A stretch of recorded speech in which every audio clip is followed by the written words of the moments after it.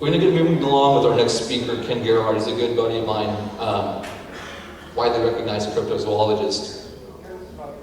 Okay, we're going to stretch a little bit. I'm going to get his PowerPoint up here and ready though. I've had the honor of knowing and being friends with Ken for over a decade at this point.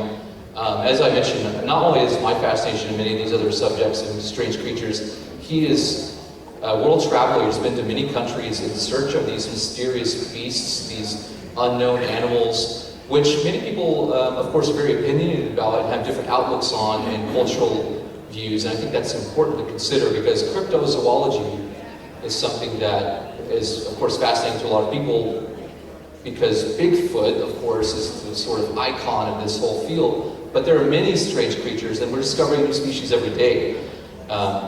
That's something I think that not only has Ken been involved with for a great deal of his research, in the Bigfoot area, but it's also something I think, lends credence to the notion that there are creatures out there that we are discovering. They're not necessarily new creatures, but they are new to our sciences. And so I think this area of cryptozoology is really sort of a subfield of normal, regular zoology, which is all about animals, wildlife, animal science, and understanding about speciation and all the different types of species. And maybe that some of these unknown creatures could be misidentifications of known species or offshoots of something.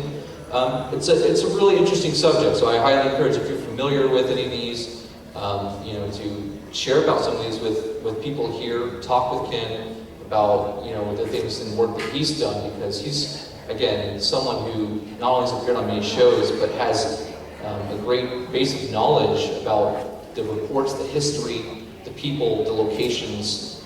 All of these things which we do with UFOs is a very similar process in the way of investigating claims and accounts and all of this history. I think it's fascinating.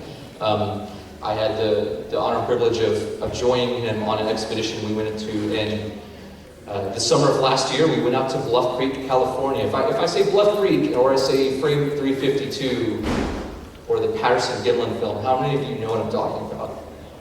Not a lot. Well, I wouldn't expect a lot at a UFO conference, but if anyone knows the picture of this thing doing that right there, you might know what I'm talking about. Patty, the Patterson-Gimlin film is that iconic Bigfoot film from 1967. We went to the location, and we were there for a completely different reason, but we were on an expedition in search of salamanders, which was just a joyous adventure. Beautiful place. Ken's traveled the world in search of evidence for mysterious creatures, including Bigfoot, the Loch Ness Monster, the Chupacabra Mothman, the Beast of Jebediah. In addition, he's written 6 books on the subjects of unknown animals, and his research has been featured on numerous TV shows, including Missing in Alaska, Monster Quest, Ancient Aliens, America Unearthed, and The Unexplained Legend Hunters. So you guys have probably seen him on quite a few different shows and networks. He's appeared on several of them, including the Travel Channel, Science Channel, National Geographic, and Animal Planet.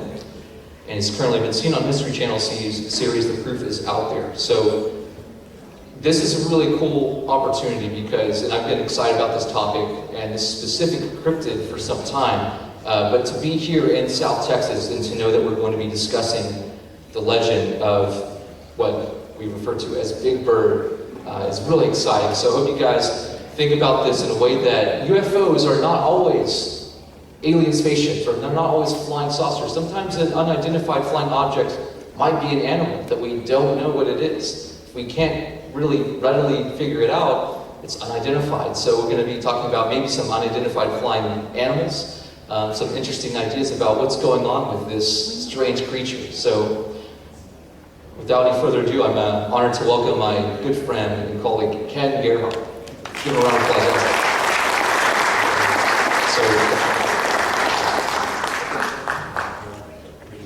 Thank you, Daniel. It's always an honor and a pleasure to work with you, my friend. Yeah, so it's an honor certainly to be here at the 10th Edinburg Out of This World UFO Festival and Conference. Live right up the road in San Antonio, so it was a pleasant drive down here, and I have spent a lot of time in the valley through the years doing research, primarily on this guy. And Daniel kind of stole my thunder a little bit, but if you guys remember the line from Monty Python's Flying Circus, and now for something completely different. Maybe it's not that different, but I am going to talk about something unidentified, something that was flying, and something that was an object or an animal, maybe more specifically. I am, of course, curious about all types of unexplained mysteries. I find the UFO phenomenon fascinating. Ghosts, I have friends who are ghost hunters and paranormal, and all that stuff is fascinating to me. But as Daniel said, I'm primarily a cryptozoologist, which means that I investigate and search for evidence of undescribed species, which, so I look at things through the prism of zoology and science. I'm curious how many of you folks, particularly you old-timers, remember the Big Bird or have heard about the Big Bird. Okay, so you guys should be pretty proud. This is a pretty big deal. It's been a number of years, but Big Bird became so famous back in 1976, it was picked up by news wires all over the world. It made headlines in Germany, Japan, and so it's definitely an integral part of the culture of the unexplained in this part of Texas. I should point out that the name is a bit of a misnomer, of course. Many of the names of our cryptids, and if you guys are familiar with cryptozoology, we refer to the subject matter, Bigfoot, the Loch Ness Monster, Chupacabra, are all called cryptids. And a lot of the names of our cryptids were actually invented by the media. So, Abominable Snowman, Loch Ness Monster, Bigfoot, Mothman, these are all names that were invented by reporters. They don't necessarily describe what people were seeing, but they're just kind of fun to talk about. But even though the name Big Bird, and yes, this was in the 70s, so this was probably a reference to Sesame Street character that's very popular at that time. But what people were describing did have wings. It did appear to be animate or alive, but it wasn't necessarily a bird. And if you guys are familiar with the basic tenets of zoology, the main characteristics of all bird species are they're covered in feathers, they lay eggs, their morphology is interesting. Their bodies are filled with a series of air sacs. They're very aerodynamic. So there are a lot of defining characteristics of quote-unquote birds. And we'll talk about some birds here at the end of the lecture that may or may not be responsible for some of the sightings. But anyways, this is my first book, written in 2007. I was here in the Rio Grande Valley about 20 years ago doing research on this particular topic. One thing I wanted to start out with, though, because one of the most common questions that I get as a cryptozoologist from people of all types of interests is there a connection between Bigfoot and UFOs? Everyone always asks me that, or what I think about that theory. And we have to acknowledge that all people have different types of biases based on our upbringing, our family, our religious beliefs. And most of the people that ask me if Bigfoot is connected to UFOs are people that are already interested in UFOs, and they want to I think it's more of a cultural thing where people want to connect the dots, so to speak. And in fact, there's a human condition or a psychological condition called apophenia, whereby people, sometimes unconsciously, we want to connect things that are unconnected, but in our minds it kind of makes sense. So obviously, Bigfoot is a great mystery, UFOs are a great mystery, and in some people's minds it's like, wow, it'd be cool if those two things were connected somehow. What I can tell you is that there's a misconception about how often these really weird Bigfoot cases where there are UFOs seen or glowing lights and all types of things that might be related to UFOs. But a recent sample size, and there have been thousands of Bigfoot sightings that have been documented, but statistically only about 3% of Bigfoot sightings describe anything really weird or otherworldly. So as much as it would be fun to connect those, and guys, I'm just going to tell you, I'm a speculator. I'm not an expert in anything, so I'm just going to be giving you guys supposition and speculation. But if you look at the evidence and the data, and that's how I approach things, I'm an evidence data kind of guy, only 3% of Bigfoot sightings indicate anything other than just a big hairy animal that's very elusive running around up there. So, you can certainly someone could make an argument. I'm not going to make that argument. I don't think there's a connection between Bigfoot and UFOs. There are some weird cases out there, but in my own opinion, 3% doesn't really move the needle in that direction for me personally. Okay, so this is an eyewitness sketch. This is kind of how I first became interested in Big Bird 20 or so years ago. I already knew about the Big Bird. I was living in Houston at the time, and I was already well schooled in different cryptozoological cases. But in 2003, I had a friend who we went out looking for Bigfoot evidence together in East Texas, and he was on a job site in Houston. He was an electrician at the time, and he was talking about Bigfoot to some of his coworkers and his interest in Bigfoot.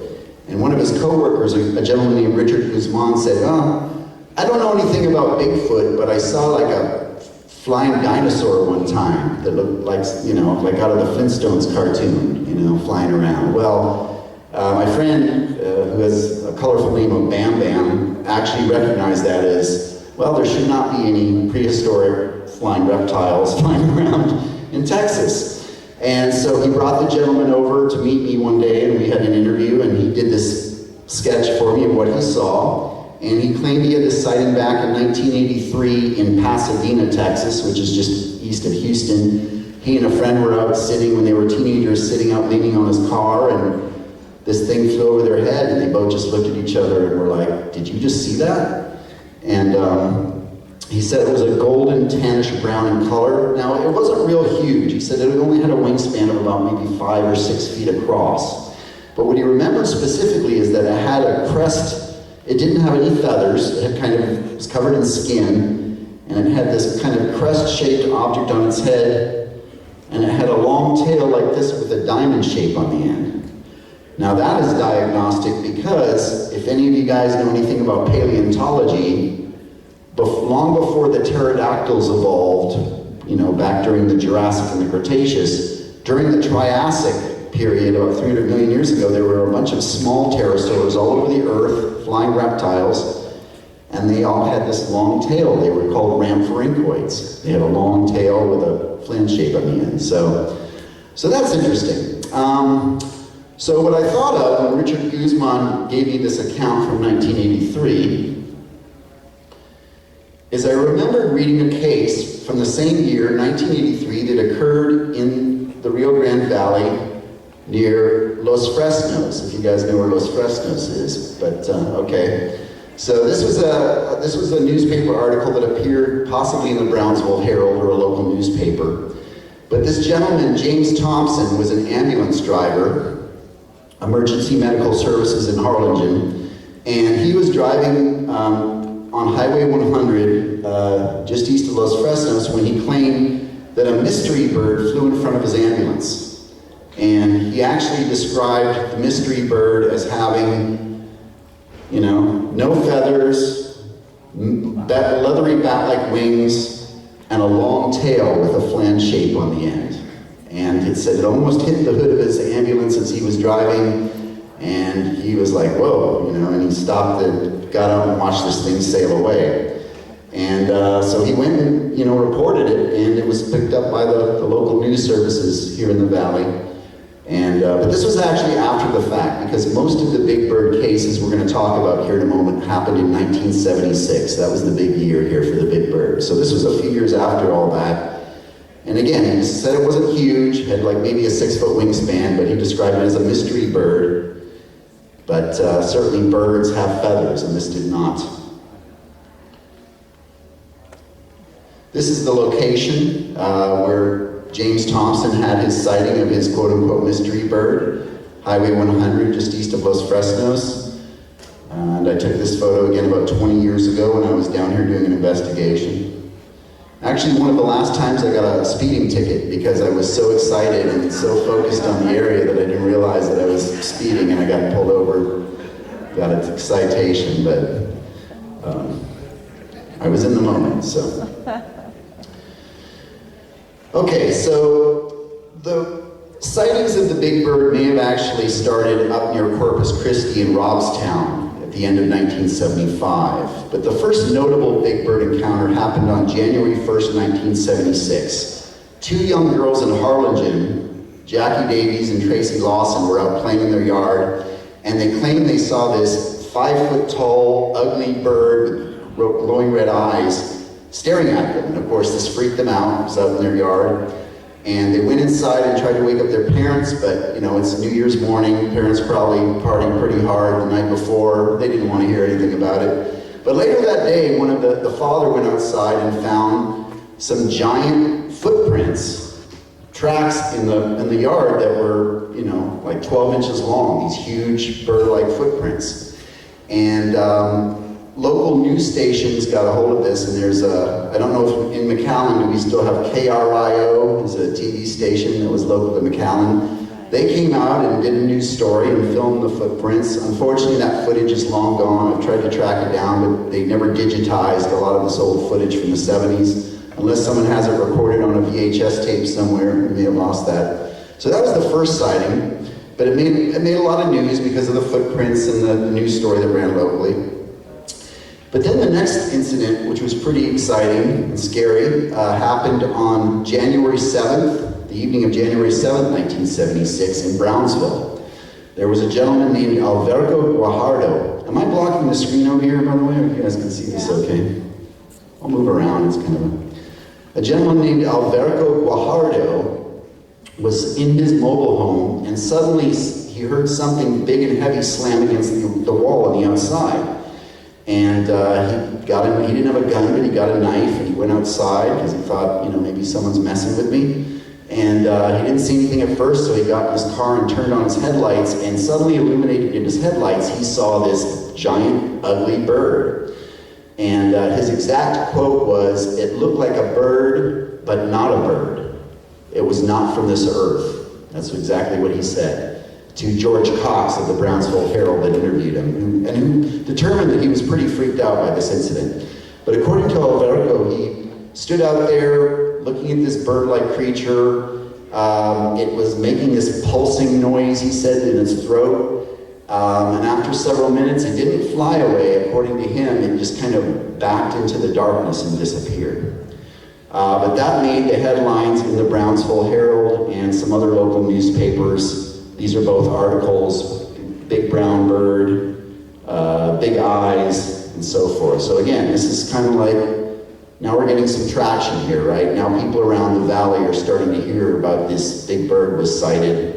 There was also an incident around this time where two police officers in San Benito claimed that they saw it one night on patrol. And they described it as a giant white bird, which doesn't really fit the paradigm. Most people said it was black or brown, but they claimed they had a sighting as well. Forgot my clicker.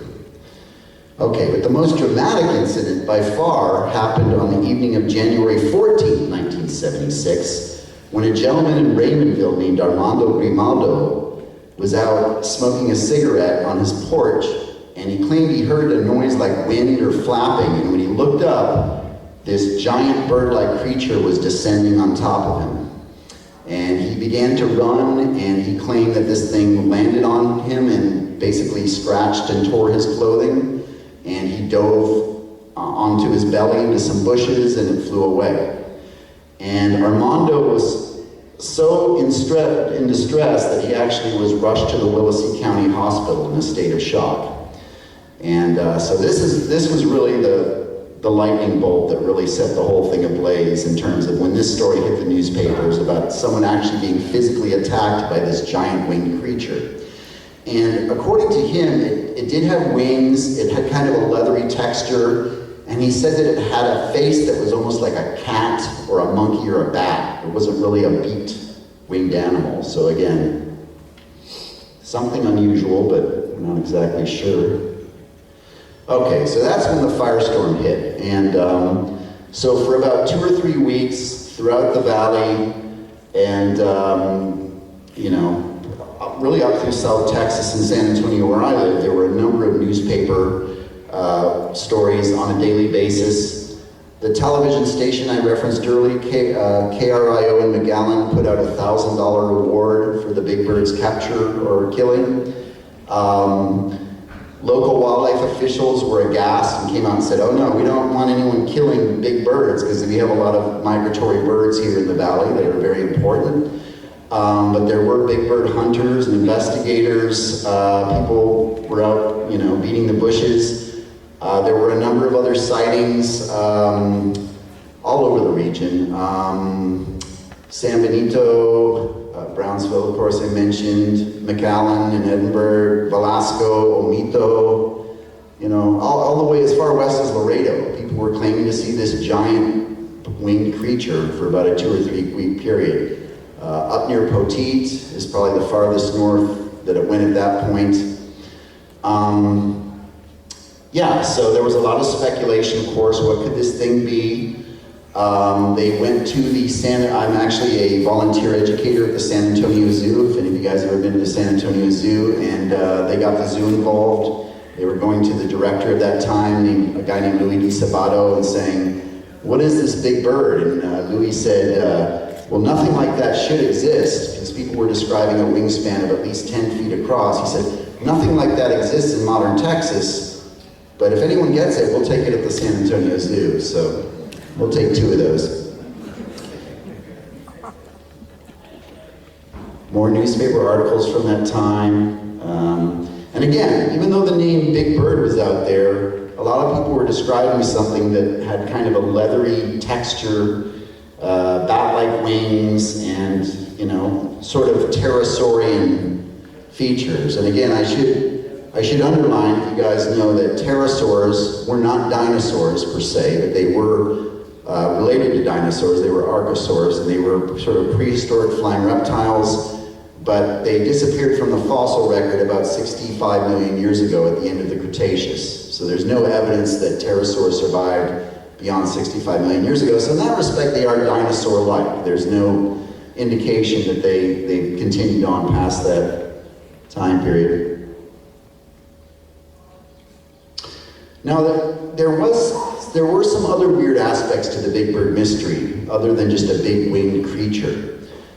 If any of you folks are familiar with the case of the so-called Mothman from Point Pleasant, West Virginia, that case not only involved a really strange creature, but there were also a number of UFO sightings around that time in an area called the TNT plant. There were encounters with mysterious men in black who would come and silence eyewitnesses of the Mothman and threaten them. So you got a little bit of that in terms of the Big Bird as well. For example, on the evening of January 3rd, just a couple of days after the first notable sighting here in the valley, several people in San Benito claimed they saw a UFO hovering over San Benito that ultimately submerged and disappeared in this Resaca del Palma in San Benito. And so you had kind of an interesting, it was like the whole valley went nuts. You had this weird winged creature that was flying around. People were seeing UFOs. No Men in Black accounts yet that I've been able to encounter, but there were a lot of cattle and livestock mutilations happening at that time. And those actually predated the Big Bird sightings. At the latter part of 1975, there were some cattle and goats and other farm animals that were found mutilated in the areas in and around Brownsville and other parts of the valley. So here's an example of a newspaper article about a cattle mutilation. They said it may have been the work of a human. There was a lot of speculation going on. But I received this in 2004, I received this interesting email from a woman named Mary Mueller from the valley. And as you can see, she says she remembered that the Big Bird, she remembers the Big Bird story from that time, had connotations of Men in Black, government conspiracies, cattle mutilations. So people that were around, that time period, 1976 in the valley, remembered a lot of weird stuff going on. Not just the Big Bird, but the UFOs, the cattle mutilations. So there's kind of a similarity in terms of the Mothman cases and incidents of 1966, 67, when you had just like this, all of this high strangeness going on at the same time. And there was even a hit song composed and recorded by local musician Wally the Taco Kid Gonzalez. I don't know if any of you guys heard of that, but he capitalized on the Big Bird story and wrote a song called La Leyenda de Pájaro Grande, and it's a charming little Tejano song that you can find probably out on YouTube or something. So this is kind of the cover art from his album of that time, his LP. He was from the Valley as well. Gotta love the Taco Kid.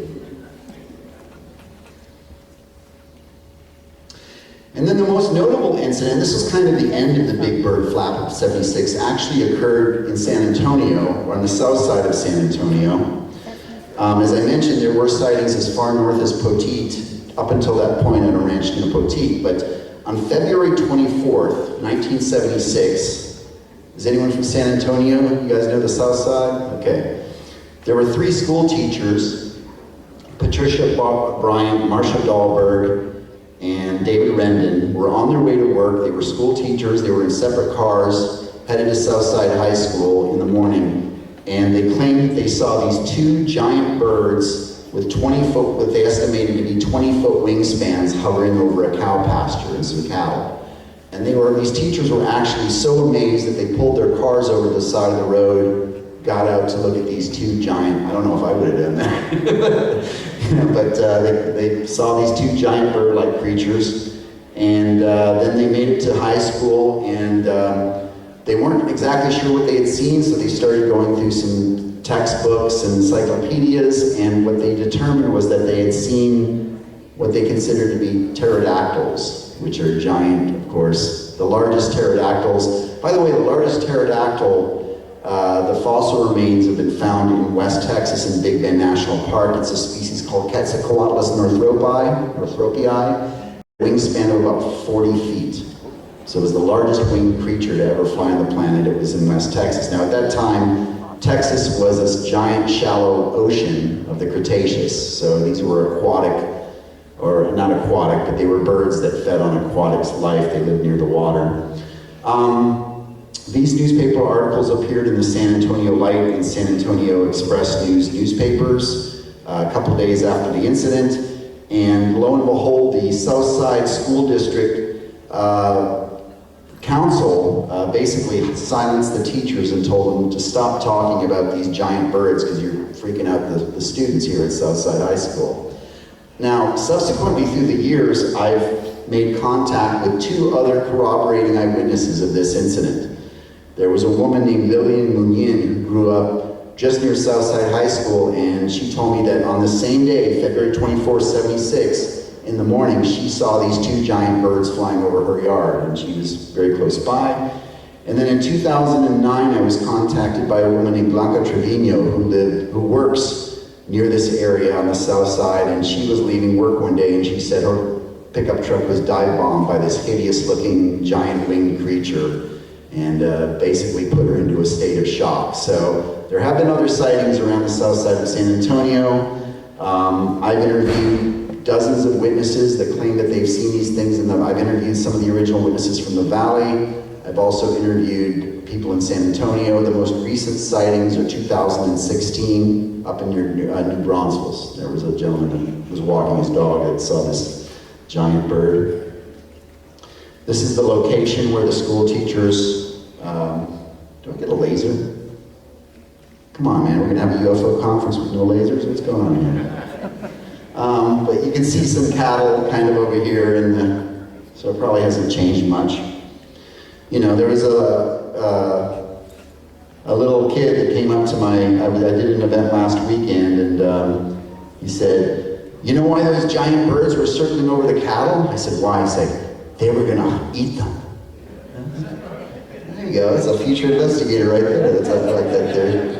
Okay, so when I began my investigation in 2003, 2004, I had a name of a young man from San Benito named Guadalupe Cantu that had been investigating the big bird back in the 70s as a young man. And lo and behold, when I got to San Benito, I tracked him down. And this is Guadalupe. Unfortunately, he passed away a few years after we began to correspond. But for a few years there, early on, and yeah, this is obviously pre-hat also, if you guys, any of you guys that follow the history of Ken Gerhard, this was right before the hat acquisition.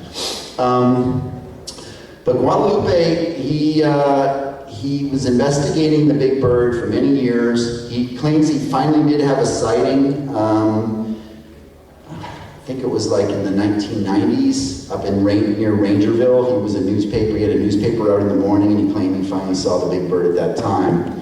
But he did collect a lot of accounts from this neighborhood. Now, there's a neighborhood in San Benito called La Colonia, and it's kind of an old traditional neighborhood, lots of old houses, and apparently the big bird was seen quite a lot in this particular area for years. And the sightings, according to Guadalupe, went back to the 1950s. There was a woman that was going out, an older lady was going out to her outhouse one night that claimed that she was attacked by the big bird, and this was well known throughout the neighborhood. So for whatever reason, and you know, George Cox and some of the reporters that were investigating Big Bird in 1976 also heard that San Benito seemed to be the sort of the nexus point or ground zero for Big Bird reports. They think the Big Bird may have been nesting in this particular area. But unfortunately, like I said, Guadalupe, he did appear with me on an episode of Monster Quest. If you guys ever go back and watch the old Monster Quest episodes, we did an episode called Birdzilla, and Guadalupe appeared and did his testimony on that particular show. He also allowed me for a year, because he said that Big Bird was still in the neighborhood sometimes. I hung a trail camera on the roof of his house, so it was about 20 feet off the ground, pointing out across the street and across the neighborhood where he claimed that the Big Bird had been seen. And then a year later, I came and took the trail camera down and looked at the photos, and basically all I got were like the tops of some tall trucks that had gone through the neighborhood. That was the only thing that triggered the camera, so I didn't get any photographic evidence, unfortunately. Here I am, 2000, now I got the hat. See, this is 2004. Brand new hat, and I'm at, this is a place called Swinney Switch, which is up near Corpus Christi in Robstown, where there were sightings of the Big Bird going, and I was investigating an old sighting from the 1950s. A guy that was out here fishing at Swinney Switch claimed that he saw this winged creature that, you know, he couldn't identify, so. And this is a pretty nifty map that shows many of the Big Bird sightings. And of course, there's probably more in the valley than we can fit down there. But Big Bird has been reported all over Texas. I already mentioned sightings around Houston, San Antonio, Corpus Christi and Robstown, throughout the valley in Laredo. And you guys know Rio Grande City. There were sightings of a winged creature there at one point. Yeah, so, you know, this is completely subjective, but, you know, it almost appears to be somewhat of a migration pattern, doesn't it?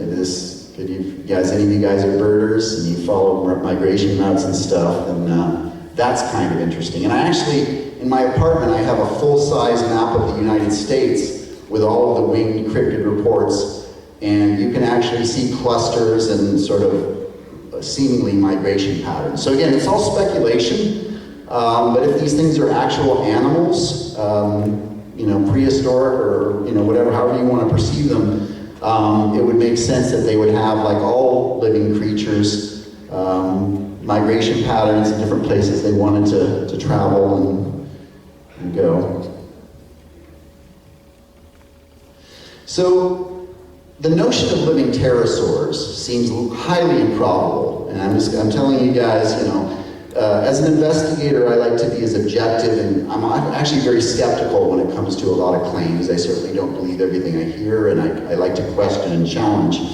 But there are accounts of living pterosaurs outside of Texas. And for example, in 1971, there was a Marine stationed at Guantanamo Bay, Cuba, named Erskine Kuhn, who was on sentry duty.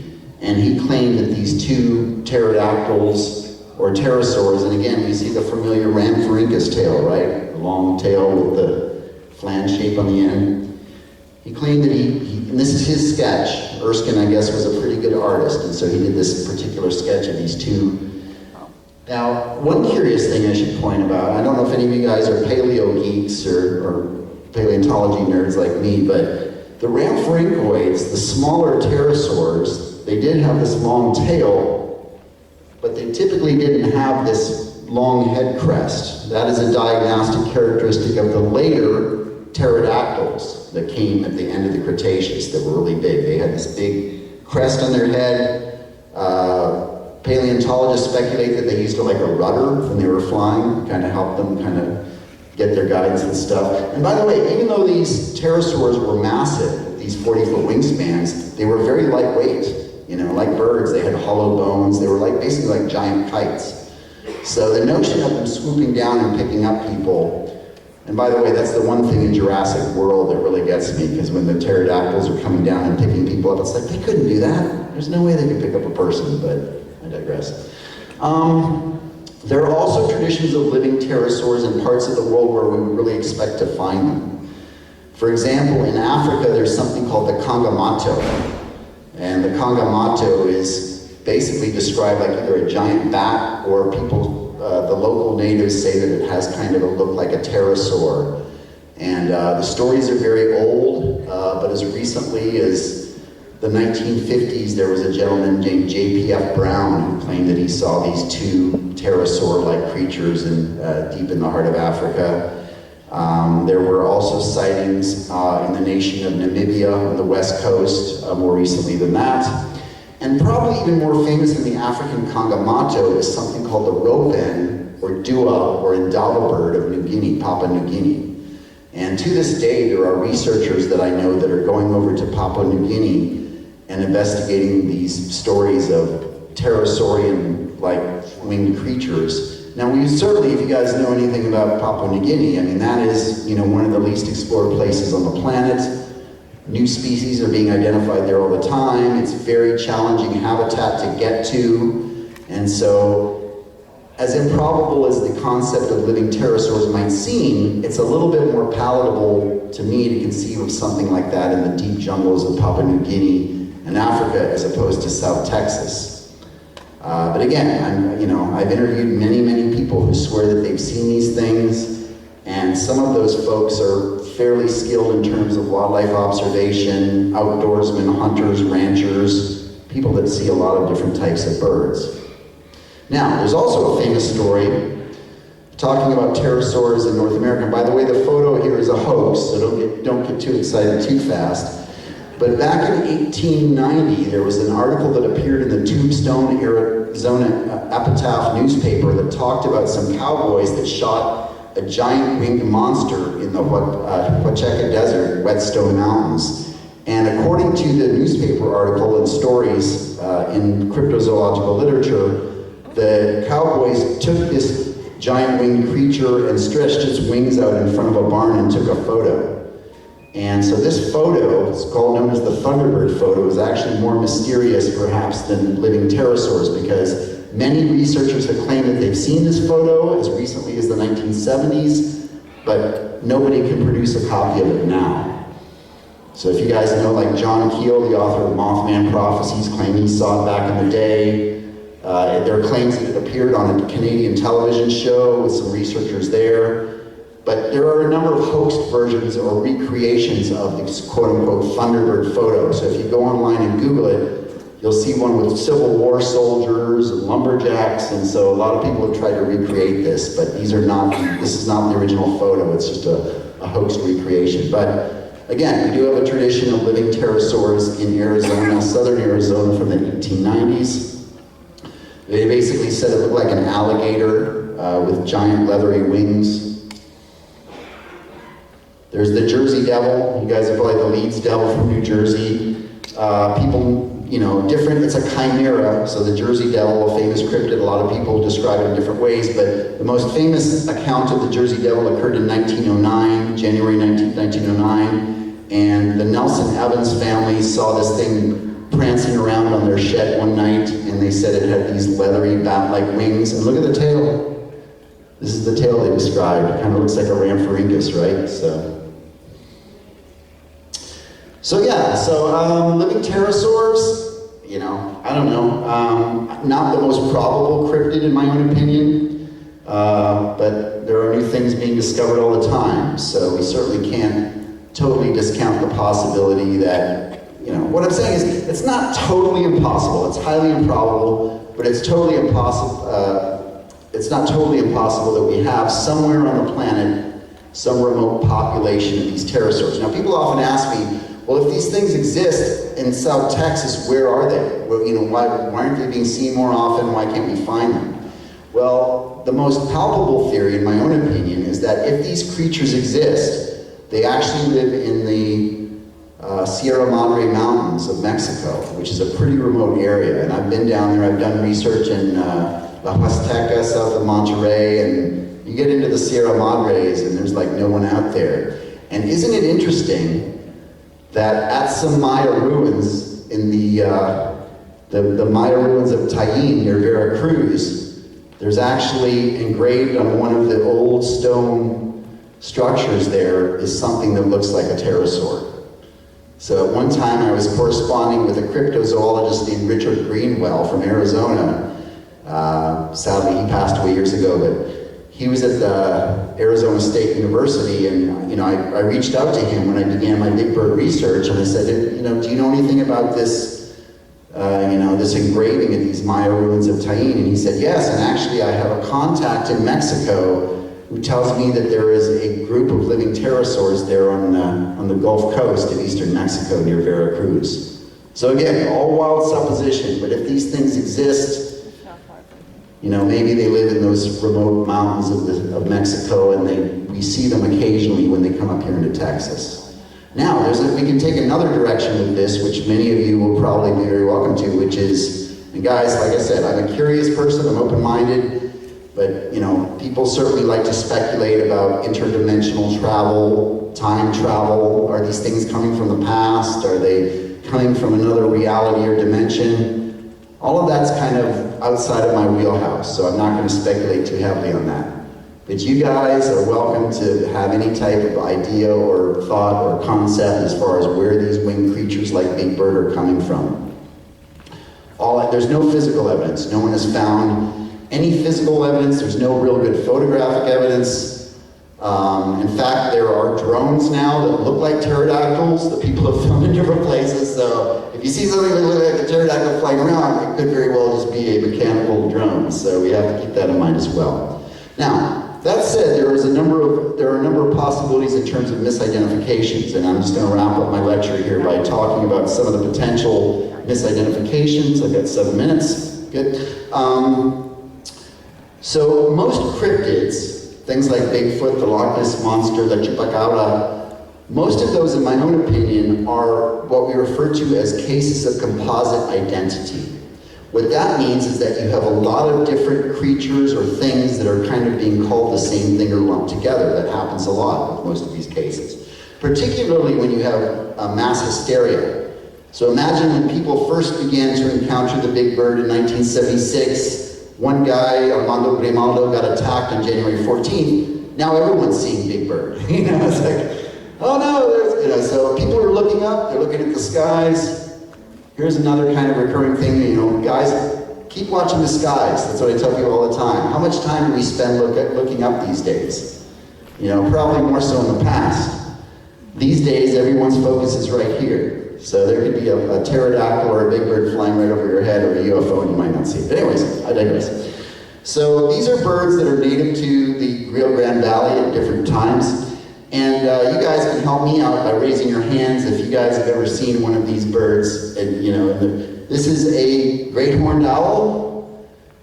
Yeah, thank you. Latin name, Bobo virginianus. It's the largest owl species in North America. And they do sometimes fly through the valley. And I would be remiss if I also didn't mention the local legend of La Chusa. And I'm sure many of you know La Chusa in Mexico and Texas, which there are different interpretations, but La Chusa is a witch that is a shapeshifter that turns into a great bird with an ugly witch's head, or usually more typically an owl or a white owl. And you guys know, if La Chusa whistles at you, you're not supposed to answer her, right? Because it's bad juju. But as scary as great horned owls can be when you're driving down a dark road at night and one takes off, they only have a wingspan of about 4.5 to 5 feet across. So they're big birds and they can be startling, but they're certainly not approaching anything in terms of the size reported with a big bird. They do have large eyes and perhaps a cat-like or monkey-like face, if you want to interpret it as such. And And we should also point out that Mothman has also been linked to big owls. Some people think the Mothman may have something to do with big owls. Owls have, in different cultures, not only La Trusa, but in other cultures, owls are considered to be bad omens. If there's an owl outside your window, it means someone's going to get sick or die or whatever. So owls get a bad rap, I guess is what I'm trying to say. I love owls personally. They're some of my favorite animals. Anybody seen one of these? Turkey vulture? Those are cool. You probably saw one today. They're very common. Those are cool. Latin name Cathartos aura. I see turkey vultures every day. One of the skeptical arguments about winged cryptids is that, oh, people are seeing turkey vultures. And I'm like, give me a break. I see turkey vultures every single day. They're big. They can have a wingspan. The really big turkey vultures can have a wingspan of about 6 feet across, but we're still not in the 10-foot to 15-foot neighborhood. And obviously, and also look at the coloration patterns, guys. People describe the big bird and other winged cryptids like thunderbirds as having a solid dark color, black, brown, or gray. This bird has got, owls have a very colorful pelage, so do. Turkey vultures have the diagnostic white fringe and, of course, the orange head. Anyone see one of these in the valley? Great blue heron. Latin name Ardea aerodias. Yep, they're magnificent birds. They're beautiful. They have a wingspan up to 6.5 feet across, 6.5 feet across.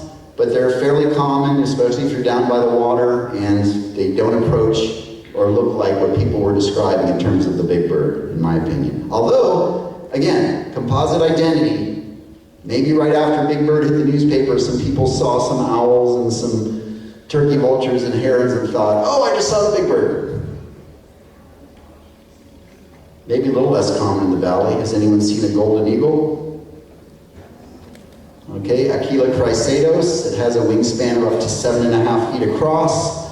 They can pick up small animals, but they only weigh about 25 pounds, but they are bigger than bald eagles, by the way. And eagles are accipterids, or birds of prey. They are sexually dimorphic, and the females are larger than the males. So a female golden eagle can have a 7.5 foot wingspan. Still should be identifiable to most people as an eagle. You saw this flying around and say, okay, that's a darn big eagle. Yeah. Oh yeah, they're pretty. Pelicans, you guys have pelicans down here? Mm-hmm. Pelicanus erythrorhynchus. They can have a wingspan up to 10 feet. Pelicans can get darn big, and they do look kind of prehistoric and almost like a pterosaur, but everyone knows what a pelican looks like, and they have typically, they're brown pelicans or white pelicans, and they have very colorful, bright plumage. And then here's one that's kind of rare. Has anyone seen one of these down here in the valley? Okay, these are migratory birds. They typically live in Central America. I actually encountered one of these one time at a resaca down here, and it scared the crap out of me. This is called a jabiru stork. And these do come through the valley couple times a year. They're migratory birds. They have a wingspan up to 8 feet across. They're very tall, and they do have kind of a prehistoric looking head, but they are very colorful. They have a blue head and neck, white feathers, black feathers, but maybe some people were seeing these back in the day.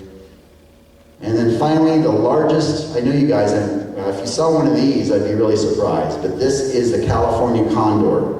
Gynogypes californianus, the largest bird in North America. It can have a wingspan of 9.5 to 10 feet across, but there are only a few hundred of these birds in existence, and most of them are closely monitored. You can see the tags here on the wings, and they are endemic to Southern California, Baja California, and they're now in the Grand Canyon and parts of southern Utah. But it would be very unlikely for a great California condor to be here. And then finally, there's a theory that maybe the big bird was something invasive, something that shouldn't have been here in the valley. So for example, here's an African marabou stork. Now, there are different ranches here in South Texas where people will have exotic animals, right? And sometimes those exotic animals may escape. I've investigated cases of escaped hyenas and other animals running around South Texas, so that does happen. So maybe the big bird was something you know, from another continent or whatever, but to this day we'll never really know. But anyways, that's my time for today. I do appreciate you guys. You've been great. I've got a table out here. If you have any questions, comments, opinions, or anything at all, feel free to come by and talk to me. And I do have signed copies of Big Bird available if you guys want to read a little bit more. Thank you. Thank you guys.